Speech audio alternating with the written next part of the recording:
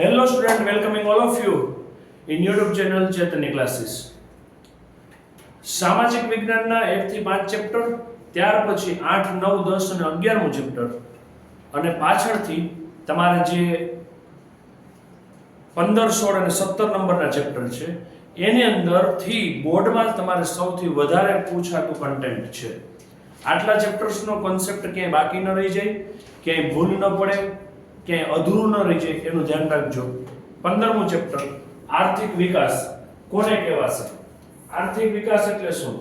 જ્યારે દેશની રાષ્ટ્રીય આવક એટલે શું? દેશમાં જેટલા પણ કમાય છે એ બધાની ટોટલ આવક કરો એ રાષ્ટ્રીય આવક. અને માથાદીઠ આવક એટલે એક એક વ્યક્તિ દીઠ આવક વધે અને લોકોના જીવન ધોરણમાં સુધારો થાય, એની લાઈફ કંઈક બેટર બનવા લાગે તો એને આર્થિક વિકાસ થયો કહેવાય. આર્થિક એટલે પૈસાની દ્રષ્ટિએ સુખ સંપન્ન થયા કહેવાય. સુખ સંપન્નની વ્યાખ્યા જુદી જુદી છે. આર્થિક રીતે જુદું, આધ્યાત્મિક રીતે જુદું, સ્પિરિચ્યુઆલિટી વસ્તુ જુદી છે. કોઈ વ્યક્તિને નાનું એવું ઝૂંપડું છે પણ એમાં એ સુખી છે તો એને કઈ ટેન્શન નથી, એનું જીવન નિર્વાહ ચાલે છે, કોઈ ફરિયાદો નથી, જીવન જરૂરિયાતની વસ્તુઓ છે, થઈ ગયું, ઓકે ઇટ્સ. બટ આવક વધે છે તો આપણા ઘરમાં ફેસિલિટી વધે છે, જીવનમાં આપણે કંઈક વસ્તુઓ ખરીદવી છે તો કંઈ જોવું નથી પડતું, તો એ આર્થિક વિકાસ થયો છે. જ્યારે દેશની રાષ્ટ્રીય આવક અને માથાદીઠ આવકમાં વધારો થાય અને લોકોનું જીવન ધોરણ સુધરે એને આર્થિક વિકાસ કહેવાય. રાષ્ટ્રીય આવક એટલે શું? દેશની કુલ આવક. અને એ કુલ આવકને હું કુલ વસ્તીથી ભાગું. સમજો કે 5000 અને વસ્તી છે 50, તો આ મન જે મળશે એ મળશે માથાદીઠ આવક. જોજો 5000 આવક કઈ આપણી પેલી આવક નથી, આ તો જસ્ટ એક એક્ઝામ્પલ આપવા માટે કીધું છે. તો આ 50 ઉડી ગયા, 0 અને 50 ગુણ્યા 10 એટલે કેટલી મળશે? 5. એ પ્રમાણે તમને 100 માથાદીઠ આવક કેટલી થઈ? 100. ક્લિયર છે? દેશની કુલ આવકને દેશના કુલ વસ્તી વડે ભાગવાથી જે મળે એ માથાદીઠ આવક થશે. ભારતની રાષ્ટ્રીય આવક છે કેટલી? 2011-12માં 87,36,039 કરોડ અને 2015-16માં 1,35,67,192 કરોડ. પહેલા તો આટલા કરોડ ને પછી પાછા કરોડ. રેડી? હવે આને ટોટલ વસ્તી વડે ભાગી નાખો, તમને જે મળશે એ માથાદીઠ આવક છે. હવે વસ્તુ 3 છે: વિકસિત અર્થતંત્ર, વિકાસશીલ અર્થતંત્ર અને ગરીબ. વિકસિત એટલે બધું કમ્પ્લીટ થઈ ગયું છે, હવે કાંઈ વાંધો નથી, જેટલું જીવન જરૂરિયાતનું જોઈએ બધું જ છે. વિકાસશીલ એટલે હજી ડેવલપમેન્ટના ફેઝમાં છે, હજી કંઈક પ્રાપ્ત કરે છે. અને અવિકસિત કે જેને હજી કંઈ શરૂઆત જ નથી થઈ. તો વિકાસશીલ કોણ? અમેરિકા છે એ વિકસિત છે. પશ્ચિમી દેશો છે એમાં અમેરિકા, રશિયા, જાપાન એ બધા વિકસિત દેશો છે. ભારત એ બધા એશિયાઈ દેશો મોટે ભાગે વિકાસશીલ છે, એટલે હજી ડેવલપમેન્ટ સ્ટેજમાં છે. કોને કહેવાય? વિકાસશીલ અર્થતંત્ર. જેની માથાદીઠ આવક નીચી હોય. એટલે કે 2004ના અહેવાલ પ્રમાણે $735 કરતા ઓછું કમાતા વ્યક્તિને શું કહેવાય? એવા લોકો હોય તો એ વિકાસશીલ અર્થતંત્ર છે. જેમાં વસ્તી 2% કે એનાથી વધારે વધતી હોય, અને વસ્તી વધે તો સીધી વસ્તુ છે, પૈસા ઘટવાના જ. ઘરમાં 2 વ્યક્તિ હોય 4 થાય તો જેટલી કમાણી હોય એટલામાંથી 4 વ્યક્તિને પૂરું કરવું અઘરું થઈ જાય. કૃષિ ક્ષેત્ર પર અવલંબન, બીજા બિઝનેસ ન હોય, ફક્ત ખેતી ઉપર જ આધારિત રહેવું પડતું હોય. ભારતમાં 60% થી વધારે તો રોજગારી કૃષિ ક્ષેત્રમાંથી આવે છે. અને રાષ્ટ્રીય આવક જે કંઈ પણ છે એમાં 25% આસપાસ તો કૃષિ ક્ષેત્રનું છે. 25%, ચોથો ભાગ તો ભારતની આવકનો ખેતી ઉપર આધારિત છે. અને વરસાદની પરિસ્થિતિ બદલાય તો ખેતીમાં આવક ઓછી થાય, આવક ઓછી થાય, રાષ્ટ્રીય આવક ઓછી થાય. આવકની વહેંચણીની અસમાનતા, જેટલો આવક છે એમાંથી આવકનો 40% હિસ્સો તો 20% પાસે છે. સમજો કે તમે 100 રૂપિયા લ્યો, 100 રૂપિયા કમાણા, એમાં 40 તો ઓલા ટોચના ધનિકો પાસે વયા ગયા. 100 રૂપિયામાંથી 40 રૂપિયા એ 20% લોકો લઈ ગયા અને તળિયાના 20% પાસે 10 રૂપિયા જ આવ્યા. અને આ સંખ્યા વધારે છે ને આ ઓછી છે. ઓછા લોકોને આવક વધારે લઈ જાય, વધારે લોકોને આવક ઓછી મળે. 3% કરતા વધારે તો બેરોજગારી છે. લોકો 3% કરતા વધારે, જેમ કે કામ જ નથી, ધંધો જ નથી મળ્યો. ત્રીજા ભાગની વસ્તી ગરીબ છે. જેટલી વસ્તી છે એમાં ત્રીજા ભાગના તો લોકો ગરીબ છે. દ્વિમુખી અર્થતંત્ર છે. પાયાની અપર્યાપ્ત સેવાઓ છે. આંતરરાષ્ટ્રીય વ્યાપારનું સ્વરૂપ નબળું છે. પાયાને અપર્યાપ્ત સેવાઓ એટલે શું? રેલવે નેટવર્ક છે, જે કંઈ પણ જીવન જરૂરિયાતની વસ્તુઓ છે ત્યાં ઇઝીલી અવેલેબલ નથી. તો આ થઈ ગયું વિકાસશીલ અર્થતંત્રના લક્ષણો જે પૂછાય છે. નેક્સ્ટ, આર્થિક પ્રવૃત્તિ કોને કહેવાય? આર્થિક પ્રવૃત્તિ, હું એમ કહું છું કે આર્થિક પ્રવૃત્તિ એટલે શું? તો હું આવક મેળવવાના હેતુથી કરું તો આર્થિક પ્રવૃત્તિ, બરાબર છે. હું કંઈક જાઉં છું અને મને એમાંથી પૈસા મળે એમ હોય એની માટે હું તૈયારી કરું તો એ બધું આર્થિક પ્રવૃત્તિની અંદર આવશે. આવક મેળવવા કે ખર્ચ કરવાના હેતુથી. બિન આર્થિક એટલે શું? જે પ્રવૃત્તિનો હેતુ આવક મેળવવાનો નથી, કોઈ સેવા કરે છે, ખર્ચ કરવાનો નથી, તો એ બિન આર્થિક. ભારતીય અર્થતંત્રનું માળખું 3 ભાગમાં વહેંચાયેલું છે: પ્રાથમિક, માધ્યમિક અને સેવા ક્ષેત્ર. પ્રાથમિક એટલે શું? ખેતી સાથે સંકળાયેલું હોય ને એ બધું પ્રાથમિક ક્ષેત્ર કહેવાય. મોટા ભાગના વિકાસશીલ દેશો. નાના ઉદ્યોગો હોય, જેમ કે કોઈ પણ વસ્તુનું મેન્યુફેક્ચરિંગ થાય છે, એ માધ્યમિક થયું. અને સેવા ક્ષેત્ર કે જેમાં વેપાર છે, શિક્ષણ છે, સંદેશાવ્યવહાર છે, એ બધા શેમાં આવશે? સેવા ક્ષેત્ર. ઉત્પાદનના સાધનો, ખાસ મોસ્ટ આઈએમપી 15મા ચેપ્ટરમાંથી પૂછાયેલો સવાલ. ઉત્પાદનના સાધનો કેટલા? 4: જમીન, મકાન, જમીન, મૂડી, શ્રમ અને નિયોજન. જમીન, મૂડી, શ્રમ અને નિયોજન. કોઈ પણ વસ્તુનું ઉત્પાદન કરવું જમીન જોઈએ, હા. મૂડી જોઈએ, પૈસા રોકાણ જોઈએ, હા. શ્રમ કરવો પડે, કામ કરવું પડે, હા. અને એમાંથી પ્રોડક્ટ મળે છે, નિયોજન તો થવું પડે ને. એટલે 4 અર્થતંત્રના તમારા જે ઉત્પાદનના સાધનો છે એ 4 છે: જમીન, મૂડી, શ્રમ અને નિયોજન. તમામ પ્રકારની કુદરતી સંપત્તિ જેમાં વપરાતી હોય એ જમીનમાંથી જ મળે છે ને. અંતે તો જે કંઈ પણ વસ્તુ આપણે કુદરતી સંપત્તિ તરીકે વાપરીએ છીએ બધું જમીન. એમાં જે માનવ સર્જિત સાધનો ઉપયોગ થાય છે એ બધું મૂડી, મશીનરી આવી ગઈ, બધું આવી ગયું. શ્રમ, ભૌતિક વળતરની અપેક્ષાએ કંઈક મળશે એ માટે કામ કરે, શારીરિક રીતે કે માનસિક રીતે. કોઈ શરીરને કષ્ટ આપે, તગારા ઉચકવા, અને કોઈ માનસિક કંઈ પ્લાનિંગ કરવું, તો એ શ્રમ. અને નિયોજન, ઉત્પાદનની પ્રક્રિયામાં નફાના હેતુ માટે. આ ત્રણેય તમે જોડો છો. નફો મળે એ માટે વ્યવસ્થિત રીતે તમે કંઈક સોર્સની અવેલેબિલિટી ચેક કરો છો, એ પ્રમાણે તમે કંઈક સાધનો ખરીદો છો, અને એ પ્રમાણે તમે લોકોને કામે રાખો છો. એ બધું શું થઈ ગયું? નિયોજન. જમીન, મૂડી અને શ્રમની યોજના જોડવાની કામગીરી. ઉત્પાદનની સાધનોની ફાળવણીના 3 પ્રકાર છે: બજાર પદ્ધતિ, સમાજવાદી પદ્ધતિ અને મિશ્ર અર્થતંત્ર. આ 3 કર્યા પછી એના લક્ષણો ખાસ એટલે ખાસ કરવા, અને એક કરશો એટલે બીજું આવડશે. મૂડીવાદી પદ્ધતિ કોને કહેવાય? અમેરિકા અને જાપાનમાં આ છે. પૈસા જ એની માટે બધું, બરાબર છે. ઝડપી આર્થિક વિકાસ થાય, સીધી વસ્તુ છે. પૈસા રોકો, ધંધો કરો, લોકો ખરીદવા આવે. મુક્ત અર્થતંત્ર, કાંઈ લપચપ નહીં. કમાઓ છો, અમને આટલા દઈ દે, તમે આટલા રાખો. સ્પર્ધા કે હરીફાઈ છે, અને નફો જ કેન્દ્ર સ્થાને. નફો મળતો હોય ધંધો કરવાનો, નિવેદન નહીં કરવાનું. આ બજારવાળી પદ્ધતિ. રશિયા અને ચીનમાં સમાજવાદી પદ્ધતિ છે. એમાં સમાજનું કલ્યાણ, લોકોને ફાયદો થાય છે કે નથી થતો. આપણે કોઈ એવી હોસ્પિટલ્સ બનાવીએ કે જેમાં સૌથી ઓછો ખર્ચ હોય, એની દર્દીઓ પાસેથી સૌથી ઓછી ફી લેવાતી હોય, સારામાં સારું એને આરોગ્યની સેવાઓ અપાતી હોય, તો એ સમાજવાદી પદ્ધતિ કહેવાય. પણ આપણે એમ કે હાઈફાઈ હોસ્પિટલ, એમાં મને નફો મળવો જોઈએ, જેટલા મળે એટલા. દર્દી સાજો થવો હોય થાય, ન થાય કાંઈ નહીં. તો એ બજારવાદી પદ્ધતિ છે. મિશ્ર અર્થતંત્ર, ભારત અને ફ્રાન્સમાં 2 ક્ષેત્રનું પ્રભુત્વ છે, જાહેર અને ખાનગી બંનેનું. સહઅસ્તિત્વ છે, નિયંત્રણ માટેની નિયંત્રિત આર્થિક પદ્ધતિ છે. તમે મન ફાવે એટલું તમારી રીતે તમે સેટઅપ કરી શકો નહીં, કોઈ વસ્તુની પ્રાઇસ મૂકી શકો નહીં. એની માટેની કંઈક લિમિટેશન છે. અમુક લિમિટથી કંઈ વધારે પ્રમાણમાં પૈસાથી વસ્તુઓ મળે એવું તમે ક્રિએટ કરી શકો નહીં. એને કહેવાશે મિશ્ર અર્થતંત્ર. 15મું ચેપ્ટર પૂરું. 16મું આર્થિક ઉદારીકરણ અને વૈશ્વિકીકરણ. આટલું જ છે, ઈઝી યાદ રહી જાય એવું છે. 1991માં ઔદ્યોગિક નીતિમાં સુધારા થયા, એટલે કે ઇન્ડસ્ટ્રીયલ ડેવલપમેન્ટ કરવું એની માટે. ઉદારીકરણ, બહુ કંઈ લપચપ કરવાની નહીં, અમુક નીતિ નિયમો એટલે હળવા રાખવાને, લોકો ધંધો કરી શકે. ખાનગીકરણ થયું, સરકાર હટી ગઈ, કંપનીઓને લોકોને કામ આપવા માંડ્યા, પ્રાઇવેટાઇઝેશન થયું, અને એના લીધે એવું વૈશ્વિકીકરણ, લોકો વિશ્વ સાથે સંકળાતા ગયા. પોતાની વસ્તુમાં ઉદારીકરણ, ખાનગીકરણ મળ્યું તો સીધી વસ્તુ પ્રોડક્ટ વેચી શકે ઈઝી. આર્થિક ઉદારીકરણ એટલે શું? ખાનગી ક્ષેત્ર પર અંકુશો અને નિયંત્રણો હતા એ ધીમે ધીમે ઘટાડ્યા કે કોઈ વસ્તુ આપણે ડેવલપમેન્ટ કરીએ છીએ, આપણો ધંધો કંઈ વિકસાવવા માંગીએ છીએ અને એમાં કંઈ પ્રશ્ન આવીને ઉભા રહ્યા છે તો એ નિયમોને હળવા કરવા, એટલા બધા રિસ્ટ્રિક્ટેડ ન રાખો કે લોકો ધંધો ન કરી શકે. અને એના લીધે નિયંત્રણો ઘટ્યા તો વિકાસને પ્રોત્સાહન મળ્યું. ખાનગીકરણ, જેમાં રાષ્ટ્રીય હસ્તગત ઔદ્યોગિક સાહસોની માલિકી અથવા તો તેનું સંચાલન ખાનગી ક્ષેત્રને આપ્યું. જેમ કે અત્યારે અમદાવાદ એરપોર્ટની ઓથોરિટીની જવાબદારી અદાણી કંપનીને આપેલી છે, એ ખાનગીકરણ થયું.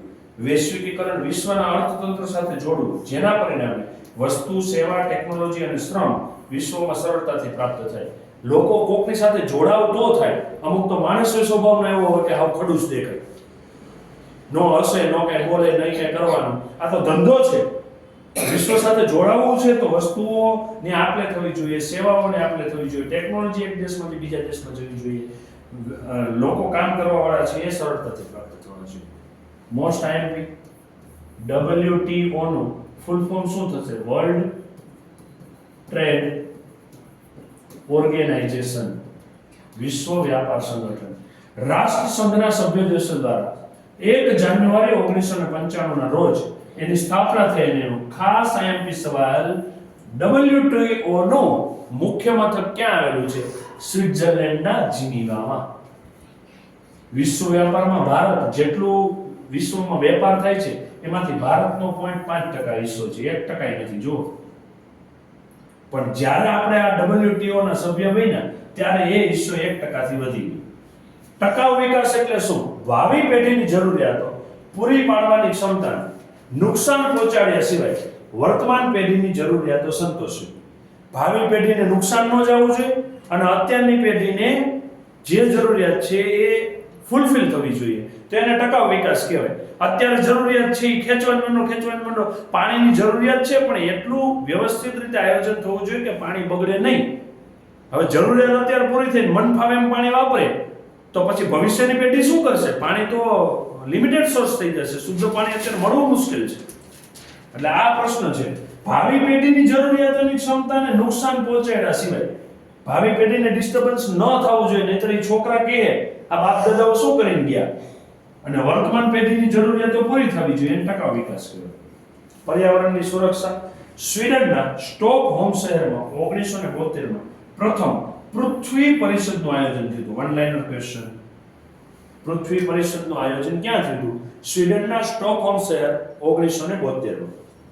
ભારતમાં કેન્દ્ર તથા રાજ્ય પ્રદૂષણ બોર્ડની સ્થાપના થયેલી છે. કેન્દ્ર લેવલે છે પોલ્યુશન બોર્ડ અને રાજ્ય લેવલે પણ છે. અને તમે કઈ ઇન્ડસ્ટ્રી એવી ડેવલપમેન્ટ કરો છો અને એનાથી પર્યાવરણને નુકસાન જાય છે તો તમારે એ માટે દંડ પણ ભરવો પડે છે અને તમારી કંપનીનું લાયસન્સ પણ રદ થઈ શકે છે. 5મી જૂનને આપણે વિશ્વ પર્યાવરણ દિવસ તરીકે ઉજવીએ છીએ. ખાસ યાદ રાખજો, 21મી જૂન વિશ્વ યોગ દિવસ છે. 1981માં ભારત સરકારે વાયુ પ્રદૂષણ નિયંત્રણ ધારો, જો કોઈ કંપની એવી છે કે જે વાયુ પ્રદૂષણ કરે છે તો એને નિયંત્રિત કરતો એક નિયમ બનાવ્યો છે. 16મું ચેપ્ટર આર્થિક ઉદારીકરણ અને વૈશ્વિકીકરણ અહીંયા કમ્પ્લીટ છે. 17મું ચેપ્ટર આર્થિક સમસ્યાઓ, પડકારો. આર્થિક સમસ્યાઓ, પૈસા કમાવામાં શું પ્રોબ્લેમ આવે છે એને સામે પડકારો શું છે? ગરીબી અને બેરોજગારી મોસ્ટ ઇમ્પોર્ટન્ટ ફેક્ટર છે. ગરીબી કોને કહેવાય? જેને રહેવા ઘર ન હોય, પહેરવા કપડા ન હોય, ભણવા માટેનું એની કેપેસિટી ન હોય, પોતે કોઈ બીમાર પડે તો સારી હોસ્પિટલાઇઝેશન ફેસિલિટી ડેવલપમેન્ટ ન થઈ શકે. એટલે કે માણસની જીવન જરૂરિયાત, મૂળભૂત પાયાની વસ્તુઓ કઈ કઈ? અન્ન, વસ્ત્ર, રહેઠાણ અને શિક્ષણ, આરોગ્ય એ ભોગવવાથી વંચિત રહી જાય એવી સ્થિતિને ગરીબી કહેવાય. અને એવા વ્યક્તિને ગરીબ કહેવાય. ગરીબી એ ગુણાત્મક ખ્યાલ છે, ગુણ ઉપર આધારિત છે. આપણે ઘટે જ છે એમ તો આપણે અમુક વસ્તુ જોઈએ છે, હાઈ ફાઈ ફેસિલિટી જોઈએ છે, બ્રાન્ડેડ કપડાં જોઈએ છે, પણ પહેરવા માટે કપડાં પૂરતા ન હોય, ખાવા માટે પેટ ભરવા 3 ટાઈમનું ભોજન, ન્યુટ્રિશન વાળું ફૂડ એને અવેલેબલ ન હોય. પીઝા ન મળતા હોય આપણે એમ કે અમને કોઈ પીઝા નથી લીધું, અમે ગરીબ છીએ, એમ ન ચાલે. ડન? એટલે એ ગુણાત્મક ખ્યાલ છે. સૌપ્રથમ ખ્યાલ WHO વર્લ્ડ હેલ્થ ઓર્ગેનાઇઝેશનના નિયામક બ્યોર્ડ ઓરેએ રજૂ કર્યો હતો યાદ રાખજો, ઓનલાઈન ક્વેશ્ચન. નિરપેક્ષ ગરીબી કોને કહેવાય? સમાજના લોકો અનાજ, કઠોળ, દૂધ, શાકભાજી, કપડાં લઘુત્તમ ઓછામાં ઓછો ભાવ હોય દુનિયામાં, જ્યાં તમારા સમાજમાં, તમે જે દેશમાં રહ્યો છો, તમે જે શહેરમાં રહ્યો છો, જ્યાં ઓછામાં ઓછો ભાવ છે, સૌથી ઓછો ભાવ, એ ઓછામાં ઓછા ભાવે નથી ખરીદી શકતો વ્યક્તિએ, ઓછામાં ઓછા ભાવે પણ નથી ખરીદી શકતો, નિરપેક્ષ ગરીબી કહેવાય. અને સાપેક્ષ ગરીબી એટલે શું? બીજાના કમ્પેરિઝન કરવી. હું એમ કહું મુકેશ અંબાણી કમાય છે એટલે હું નથી કમાતો, તો હું મુકેશ અંબાણીના કમ્પેરમાં ગરીબ કેવો? ઓકે, તો જુદી જુદી આવક ધરાવતા વર્ગોમાંથી કોઈ અન્ય કરતા ઓછી આવક મેળવતું હોય તો એને સાપેક્ષ ગરીબી કહેવાય. અને આ કોઈને ખૂટતી જ નથી, આપણે બીજા કરતા પૈસા ઓછા જ લાગે છે હંમેશા. ઓકે, નિરપેક્ષ ગરીબી અને સાપેક્ષ ગરીબી ખાસ ખ્યાલ રાખજો. ટેબલ કરવું પડશે. આ 2011માં ગ્રામીણમાં માથાદીઠ આવક કેટલી હતી? 816 રૂપિયા માસિક વપરાશી ખર્ચ. એક જણો ગામમાં, ગ્રામીણ વિસ્તાર લ્યો તો એક જણો માસિક કેટલો ખર્ચ કરતો હતો? 816 રૂપિયા. કુટુંબ દીઠ કેટલો ખર્ચો હતો? તો 4080 રૂપિયા. શહેરમાં એ ખર્ચ કેટલો હતો? 1000. અને કુટુંબ દીઠ કેટલો હતો? 5000. ગરીબીનું પ્રમાણ 2009-10માં 29.8, 2011-12માં ઘટી 21.92, 2011-12માં ગ્રામીણ ક્ષેત્ર 25% ગરીબ હતા અને શહેરી ક્ષેત્ર 13% લોકો ગરીબ હતા.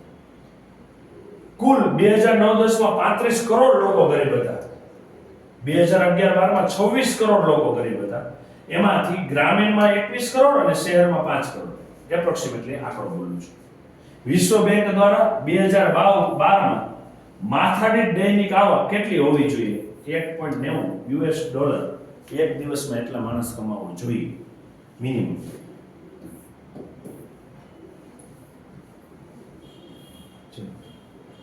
બે 2010માં ભારતની કુલ વસ્તી કેટલી હતી? 121 કરોડ હતી. કેટલી? 121 કરોડ 2010માં.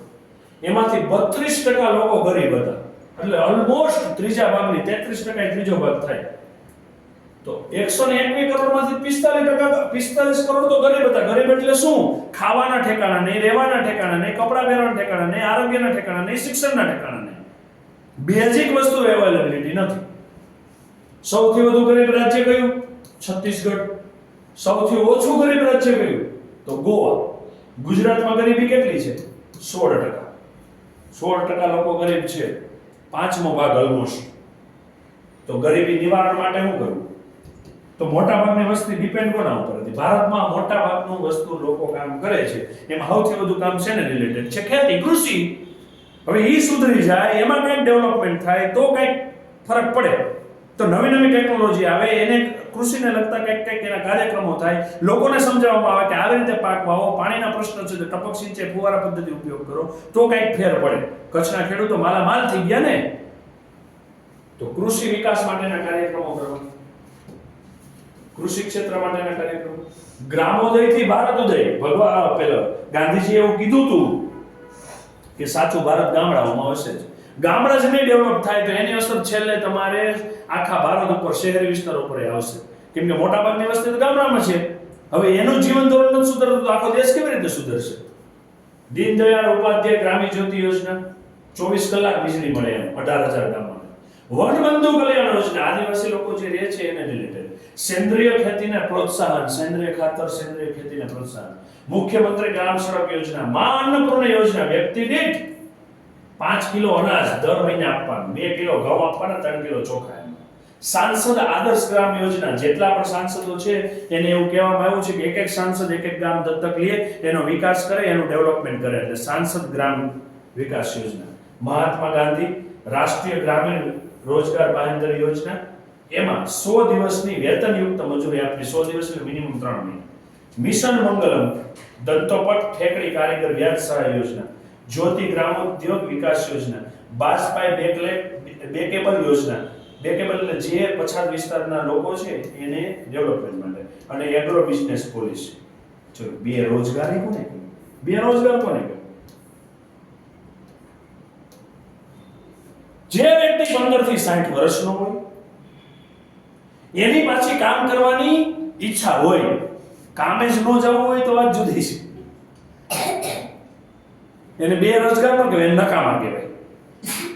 જે વ્યક્તિ 15 થી 60 વર્ષની ઉંમરનો છે, એને કામ કરવાની ઈચ્છા છે અને કામ નથી મળતું. જે વ્યક્તિ 15 થી 60 વર્ષનો છે, જે બજારમાં એને પૈસા મળે છે, ઈ પૈસામાં એને કામ કરવાની ઈચ્છા છે. બજારમાં પ્રવર્તતા વેતન દરે કામ કરવાની ઈચ્છા, વૃત્તિ પણ છે એની, અને પાછી કામ કરવાની ઈચ્છા સાથે એની શક્તિ છે, એનું શરીર કેપેબલ છે અને યોગ્ય લાયકાત પણ છે, અને છતાંય જો કામ નથી મળતું તો એને શું કહેવાય? બેરોજગાર. કેપેબલ છે, લાયકાત છે એની, પણ કામ નથી અવેલેબલ, તો શું કરીએ?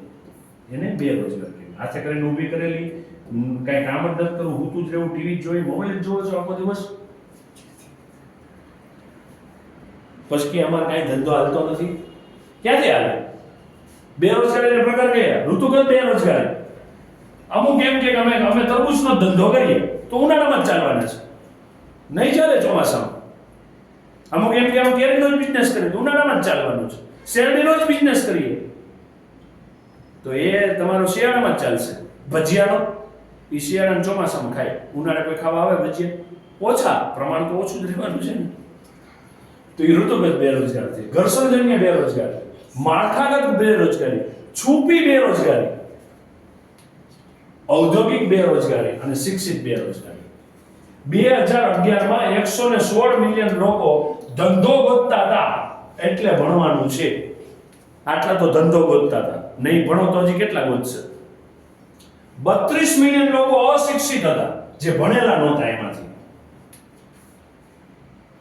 અને જો ભણેલાય ગોતતા હતા, 84 મિલિયન તો શિક્ષિત બેરોજગાર હતા.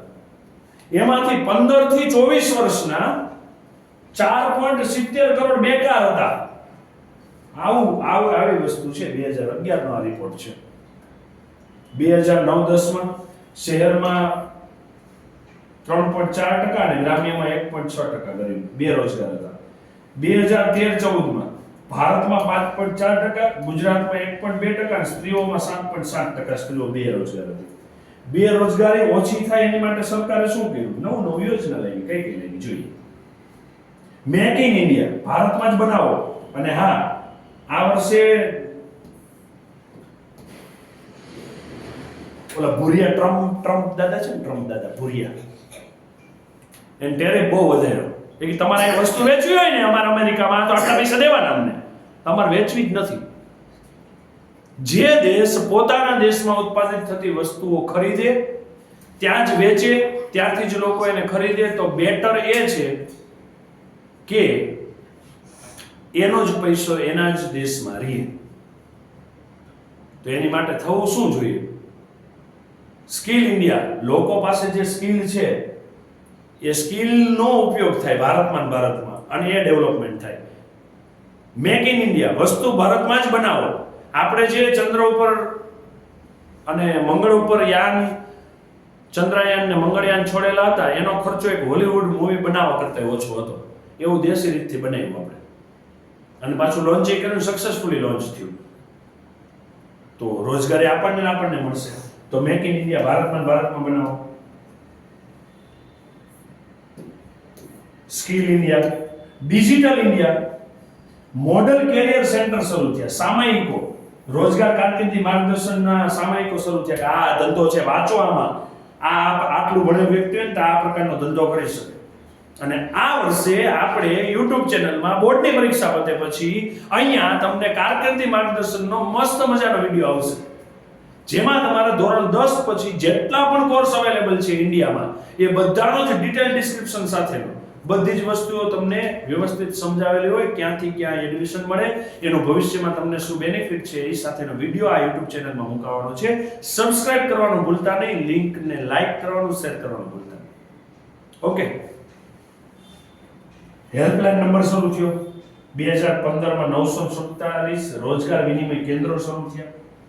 ભારતમાં 668 લાખ બેરોજગારો હતા અને ગુજરાતમાં 8.5 લાખ 8.30 લાખ 2013માં બેરોજગાર હતા. બ્રેન ડ્રેન, આંતરરાષ્ટ્રીય ગતિશીલતા પ્રાપ્ત કરવા માટે શૈક્ષણિક જ્ઞાન ભણશો તો કંઈક મેળવશો. AI નો જમાનો આવી ગયો છે હવે તો. એટલું વિશ્વ ફાસ્ટ થતું જાય છે કે આજે તમારી પાસે કંઈક નવી સ્કિલ છે, કાલ સવારે જૂની થઈ જશે.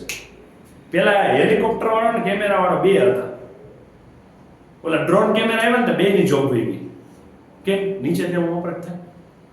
આપણે લગ્નમાં ગયા હોય 3 ગ્લાસ જ્યુસ પી ગયા 3 વાર આવી ગયા હોય વિડીયો. પેલા હેલિકોપ્ટરમાં એક વ્યક્તિ હેલિકોપ્ટર ચલાવતો હોય, બીજો આમ કેમેરા લઈને આમ ઉપર રહેતો ત્યારે ટોપ વ્યૂ આવતો. બે વ્યક્તિની જોબ ખાઈ ગઈ. એની માટે શૈક્ષણિક જ્ઞાન જરૂરી છે. ઉચ્ચ ટેકનિકલ જ્ઞાન અને કૌશલ્યની પ્રાપ્તિ અર્થે વિદેશમાં વધુ આવક થાય, વધુ સુવિધા અને વધુ સારી નોકરીમાં બુદ્ધિધનનું બહિર્ગમન થવા લાગ્યું.